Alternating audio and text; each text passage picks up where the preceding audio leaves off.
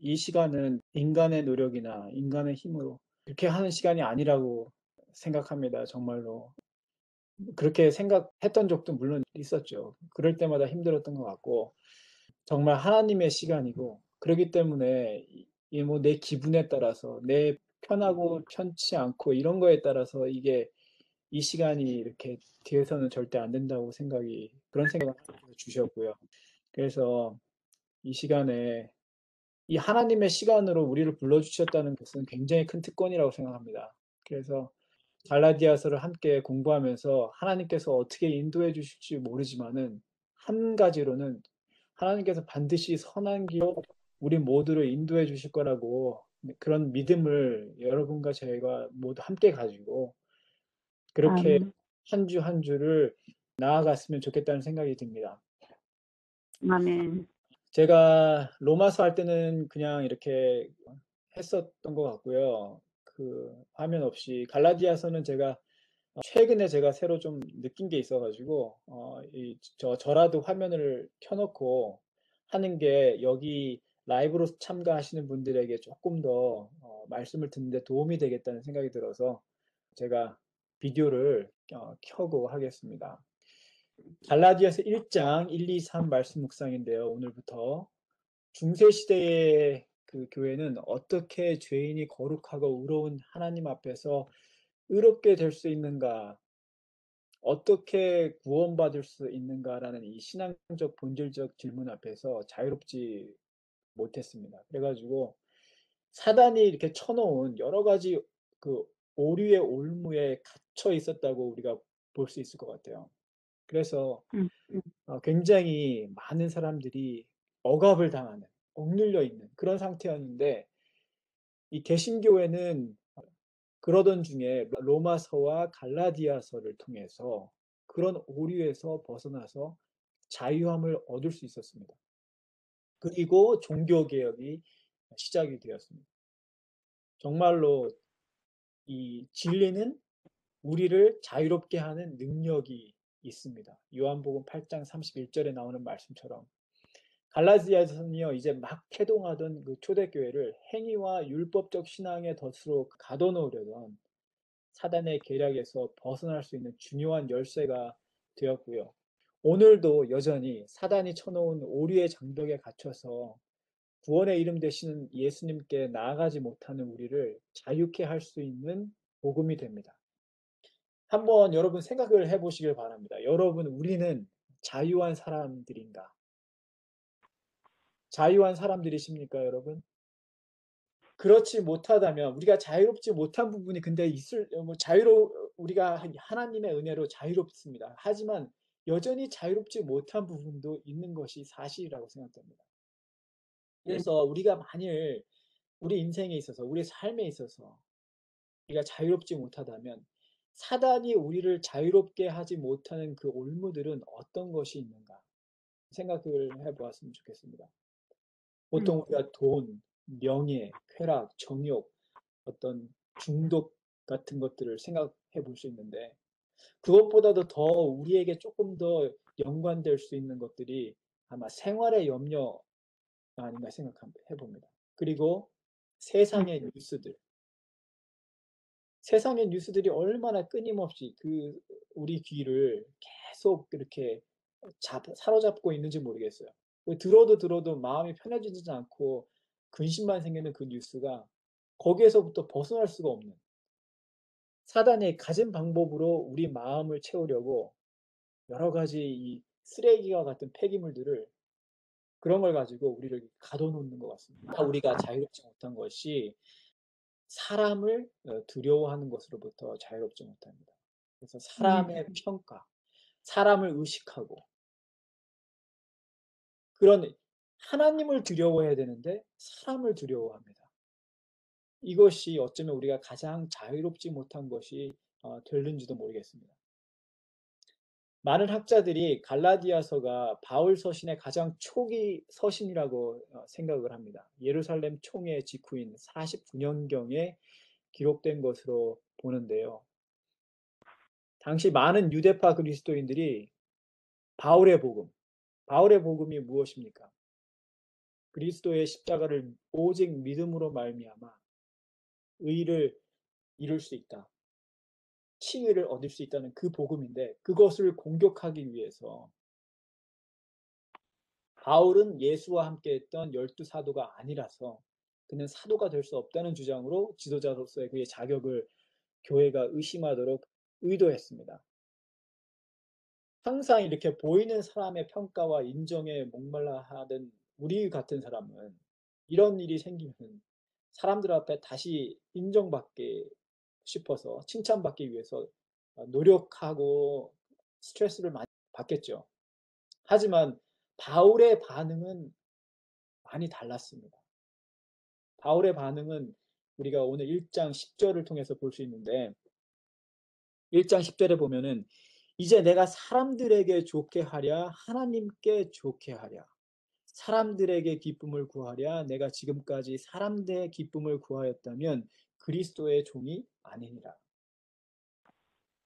사람을 네. 두려워하지 않는, 하나님만 두려워하는 바울의 모습을 우리가 볼 수가 있죠. 여기서 우리의 인간적인 생각으로는 회심의 경험 뒤에 이렇게 바울이 이렇게 회심을 한 다음에 하나님을 만나가지고 이방인의 사도로서 이렇게 복음의 이렇게 길로 들어섰는데, 이 사람들이 자기를 사도로서 인정해주지 않을 때 실망스럽고 힘들까 이게 생각이 되는데, 바울은 전혀 그런 것 같지 않습니다. 그래서 바울이 갈라디아서 1장 1절을 이렇게 시작하는 것입니다. 갈라디아서 1장 1절에 사람에서 난 것도 아니요 사람으로 말미암는 것도 아니요 오직 예수 그리스도와 그를 죽은 자 가운데서 살리신 하나님 아버지로 말미암아 사도된, 이렇게 시작하는 것이죠. 사람들이 자신을 사도로 인정하지 않는 것에 대해 전혀 개의치 않습니다.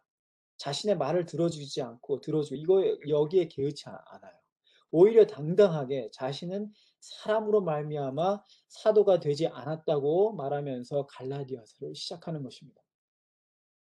이렇게 사도 바울이 당당할 수 있는 이유는 하나님께서 그를 직접 사도로 부르시고 선택하셨다는 믿음과 확신에서 나오는 것입니다.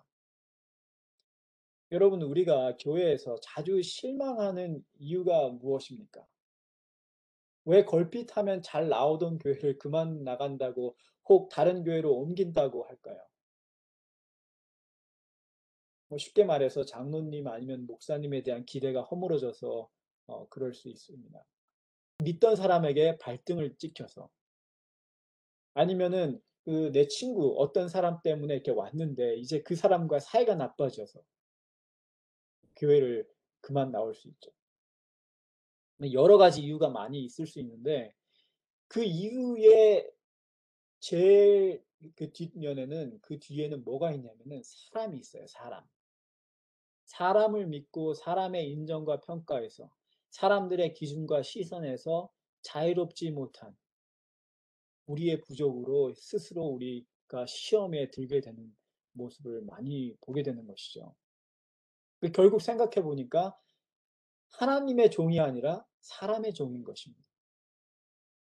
그러니까 교회를 다녀도 사람을 보고 다니고, 교회에서 하나님을 기쁘시게 하려고 하는 게 아니라 하나님의 사업을 하면서도 봉사도 하나님의 사업도 선교도 사람을 기쁘게, 사람에게 인정받는 것에 목적과 동기가 있다고 볼 수 있습니다. 교회에서 하나님을 섬기러 온 교회에서 하나님을 섬기지 않고 사람을 섬기게 되는 것입니다. 여러분, 어떻게 교인이 되었느냐고 누가 묻는다면 당당하게 나는 하나님으로 말미암아 교인이 되었고 지금 이 자리에 있다고 말할 수 있게 되기를 바랍니다. 아멘. 왜 평신도가 목사도 아니면서 이렇게 1, 2, 3 말씀을 전하는가? 왜 이렇게 말씀을 가르치는가? 이렇게 물으면은요. 하나님으로 말미암아 그 은혜로 이렇게 말씀을 나눈다고 당당하게 말할 수 있게 되기를 바랍니다. 그래서 아멘. 고린도전서 15장 10절에 바울이 얘기하는 것입니다. 이렇게. 그러나 나의 나된 것은 하나님의 은혜로 된 것이니 내게 주신 그 은혜가 헛되지 아니하여 내가 모든 사도보다 더 많이 수고하였으나 내가 아니요 오직 나와 함께 하신 하나님의 은혜로다. 나의 나 된 것은 사람 때문에 된 게 아니고 하나님의 은혜로 되었다는 것이에요. 나의 나 된 것은 하나님의 은혜로. 여러분 지금 누구 때문에 어떻게 지금 이 자리에 현재 위치에서 지금의 모습으로 계십니까? 우리의 노력 때문인가요? 세상에서 통하는 학연, 지연 혹은 우리의 잘 타고난 배경인가요? 누구 덕택으로, 누구 백으로 여러분 지금의 여러분이 되셨습니까? 생각해 보시길 바랍니다. 오늘 내 위치와 모습에 상관없이 심지어 인생의 내리막길에서도 우리 모두가 누가 뭐래도 나는 하나님 때문에 이 자리에서 이런 상태로 이런 모습으로 살고 있다고 당당하게 말할 수 있으면 좋겠습니다. 나의 음, 나 된 것은 다 하나님의 은혜요, 하나님의 뜻입니다. 아멘. 사도행전 9장에 보면 바울은 진정 하나님을 만나는 놀라운 경험을 합니다. 하나님께서 이방인을 위해서 택한 나의 그릇이라고 부르셨어요. 사도행전 9장 15절에 보면 이방인을 위하여 내가 직접 선택한 나의 그릇이라고 바울을 부르셨습니다. 바울은 곧바로 침례를 받고 다메섹에서 예수 그리스도를 살아나신 구주로 전하기 시작했습니다. 이 눈이 이제 안 보이던 눈이 풀리고 이제 침례를 받자마자 이제 예수님을 구주로 전하기 시작했어요. 하지만 하나님이 보실 때는 그가 아직 충분히 준비되지 않았던 것 같습니다. 그래서 하나님은 그를 하나님의 학교 아라비아 광야로 보내셨어요. 이상하게도 하나님께서는 당신의 종들을 준비하고 훈련시킬 때에 그들을 광야로 이끄시는 것을 성경을 통해서 알 수 있습니다. 여러분이 잘 아시는 것처럼 모세라든지 침례 요한이라든지 엘리야라든지 왜 하나님은 우리를 광야로 보내실까? 아마도 우리의 마음과 눈과 귀를 조용히 비우게 하셔서 하나님의 세미한 음성을 듣고 오묘한 말씀을 받아들일 수 있게 하시려고 그러시는지도 모르겠습니다. 시대의 소망을 보면은 침례 요한은 광야에서 천연계와 성경을 통해서 열심히 하나님을 배웠습니다. 그는 예수님에 대한 말씀을 끊임없이 연구하고 명상했다고 말하고 있어요. 밤낮 연구하였다 이렇게 기록합니다. 밤이 되면은 광야에 어떤 불빛이 있을까요? 캄캄한 광야에서 물론 별빛이 있겠죠. 하지만 캄캄한 광야에서 세상에 번화하고 화려한 불빛이 없어도 그의 마음에는 메시아에 대한 영광스러운 그 광경으로 차 있었다고 말합니다. 그 마음속에 비추는 그 예수님의 선하심, 그 아름다우심, 그 높으심, 그 영광이 너무 밝고 커서 그 컴컴한 그 광야가 아무 문제가 안 되는 거예요. 너무 밝은 거예요, 자기 자신은. 그것뿐만 아니라 자기 자신을 완전히 잊을 수밖에 없게 되었던 것입니다. 우리는 반대로 이게 우리가 이 세상에서 화려한 정말 조명 가운데 세상의 화려한 그런 모습 속에서 우리가 있을 때라도 우리 내면은 얼마나 어둡고 얼마나 참 고독할 때가 있습니까? 예수님이 없다면 우리의 마음은 한없이 어두움에 깔릴 수밖에 없는 것 같습니다. 근데 그것보다도 더 중요한 거는 이 요한이 예수님의 그 영광으로 마음을 가득 채울 때 어떤 놀라운 일이 일어났냐면 자신에 대해서 완전히 잊어버렸어요. 우리 자아는 우리가 스스로 결코 잊을 수가 없습니다. 버릴 수가 없어요. 너무나 우리 자아가 어떤 경우에는 너무 자랑스럽고 느부갓네살처럼 주체할 수가 없어요. 내 자신이 교만함이 너무 주체할 수가 없어요. 어떤 때는 내 자신이 그렇게 비참할 수가 없어요. 세상에서 내가 가장 비참한 사람이에요. 위로 가든지 아래로 내려오든지 간에 상관없이 내 자신의 문제로 내 자신의 모습 때문에 얼마나 우리가 힘들어합니까? 그 내 자신을 어쩔 수 없어 가지고. 근데 침례 요한은 그 예수님의 아름다우심을 명상하다 보니까 그 영광이 그 마음에 가득 차 가지고 그 자아를 완전히 잊어버렸다 그랬어요. 자아를 완전히 잊어버렸어요. 그 영광이 너무 크기 때문에 우리 자아는 태양 아래의 촛불처럼 그 존재가 자연스럽게 없어지게 되는 것입니다.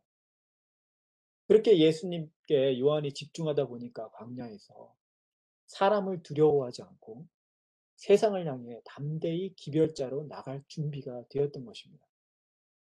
요한은 전능하신 하나님의 영광을 보고 그 마음에 그 영광을 간직한 사람이었고 하나님께 경배하는 것에 익숙한 사람이었기 때문에 세상의 왕 앞에서라도 담대히 하나님의 기별을 말할 수 있는 그런 선지자가 되었던 것입니다.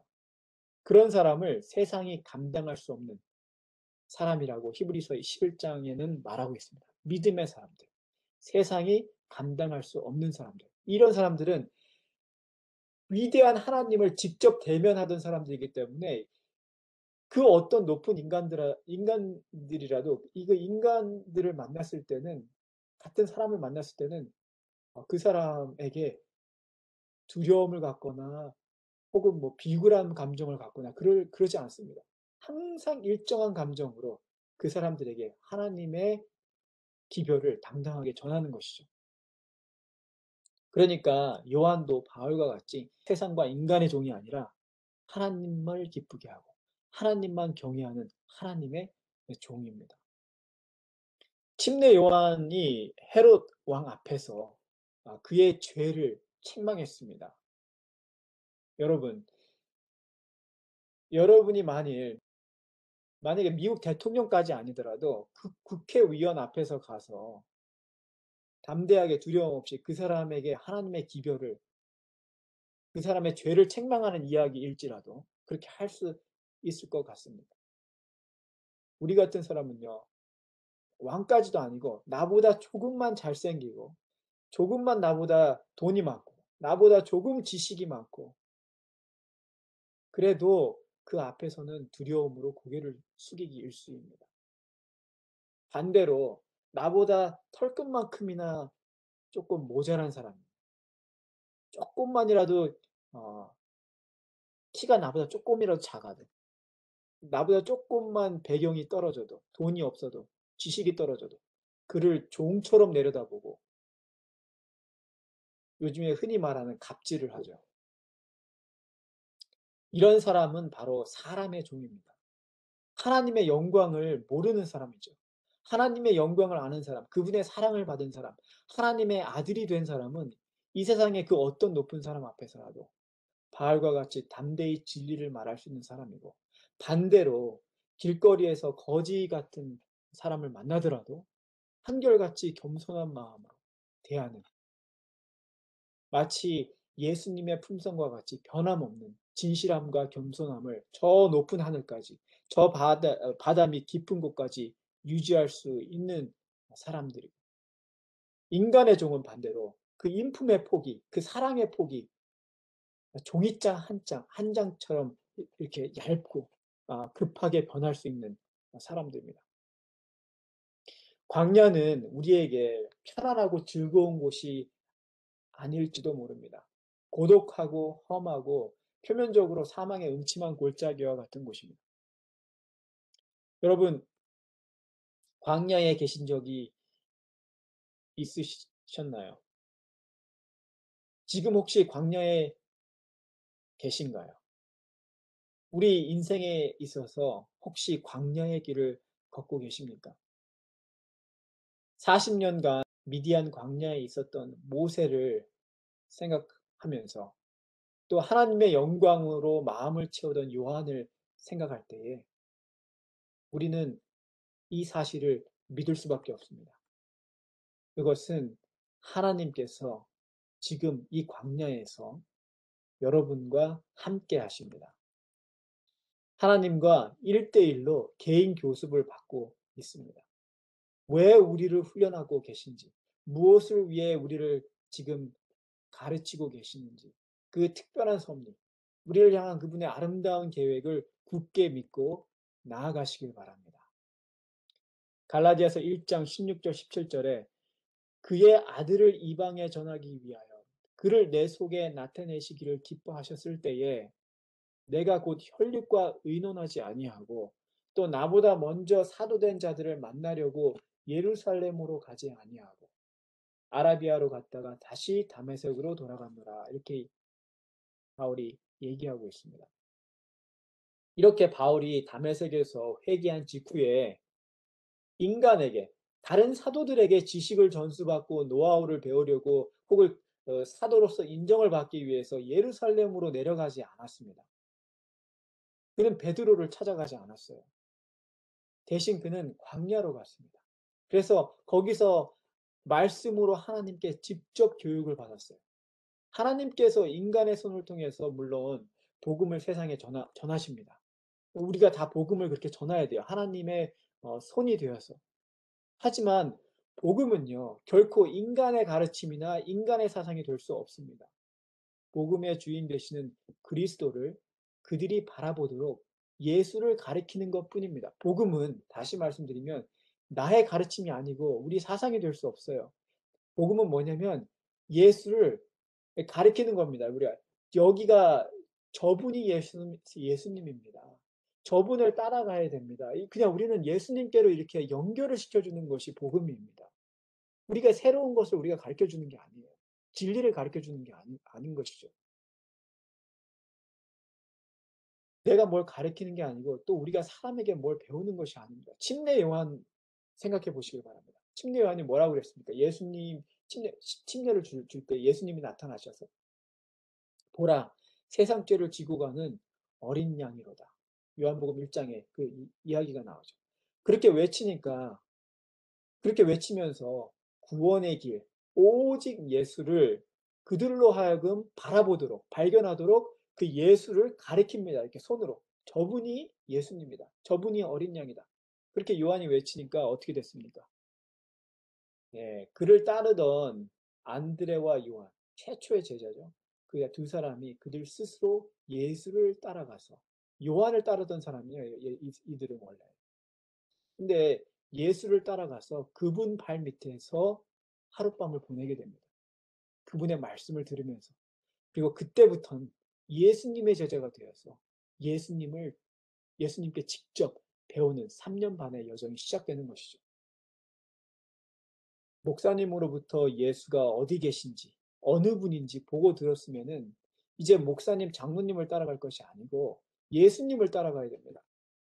그분은 우리를 이끌고 그러면 한적한 광야의 학교로 가실지도 모르겠습니다. 믿음으로 그분이 있는 곳에 가서 그분 앞에 조용히 말씀을 배우고 듣는다면 우리 마음도 침례 요한처럼 하늘의 영광으로 가득 차게 될 것입니다. 그럴 때에 세상의 온갖 두려운 모든 올무로부터 우리는 자유하게 될 것입니다. 심지어 우리 스스로의 자아로부터도 우리는 자유하게 될 것입니다. 여기에 사도행전 126페이지에 있는 말씀을 제가 읽고 말씀을 이제 마치겠습니다. 이 한적한 광야에서 바울은 조용히 연구하고 명상할 기회를 가졌다. 그는 그의 과거의 경험을 조용히 회고하였고 완전히 회개하였다. 그는 그의 회개가 간합되어 그의 죄가 용서받았음을 알 때까지 마음을 다하여 쉬지 않고 하나님을 찾았다. 인간의 마음이 하나님의 마음과 교제하고 인간의 마음이 창조주의 마음과 교제한다는 것 자체가 얼마나 엄청난 일입니까?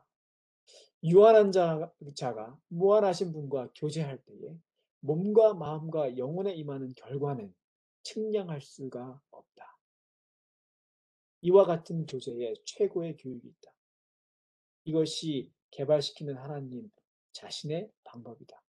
너는 하나님과 화목하라. 욥기 22장 21절에 나오는 말씀이 하나님께서 인류에게 보내시는 기별이라. 너는 하나님과 화목하라는 말은 하나님과 함께 교제하라는 말씀입니다. 하나님과 함께 교제하라는. 여러분, 한 주일을 사시면서 곰곰이 내 삶을 다시 한번 생각해 보았으면 좋겠습니다. 나는 지금 광야에 있는가? 그렇다면 내 옆에 내가 혼자 광야에 있다고 고독해하거나 힘들다고 혼자 눈물 흘리지 마시고 내 옆에 서 계시는 예수님을 발견하게 되기를 바랍니다. 내 옆에 개인 교사로 지금 나를 위해서 나를 위해서 지금 서 계시는 그 예수님을 선생 되신 예수님을 바라보게 되시길 바랍니다. 그러면 그 광야는 나를 위한 하나님의 학교가 됩니다. 또 나를 자유하지 못하게 하는 것은 무엇인가? 나를 억압하는 사단의 올무는 어떤 것들이 있는가? 나는 아직도 세상의 종이고 죄의 종이고 무엇보다도 사람의 종인가? 광야의 학교에서 나의 정체성을 다시 발견하게 됐으면 좋겠습니다. 사도 바울이 가졌던 그 정체성, 그 확실한 정체성이 우리에게도 있어야 되겠습니다. 그것은 무엇입니까? 나는 사람으로 말미암은 것이 아니고 오직 하나님으로 지음받았고 하나님으로 말미암아 지금 여기까지 왔다는 것입니다. 나의 나된 것은 모두 하나님의 은혜임을 깨닫고 고백할 때에 우리는 하나님의 종으로, 사람의 종으로부터 자유하게 되어서 하나님의 종, 하나님의 아들이 될 것입니다. 이 말씀으로 힘내시고 한 주일을 넉넉히 이기게 되시길 간절히 바라면서 말씀을 마치겠습니다.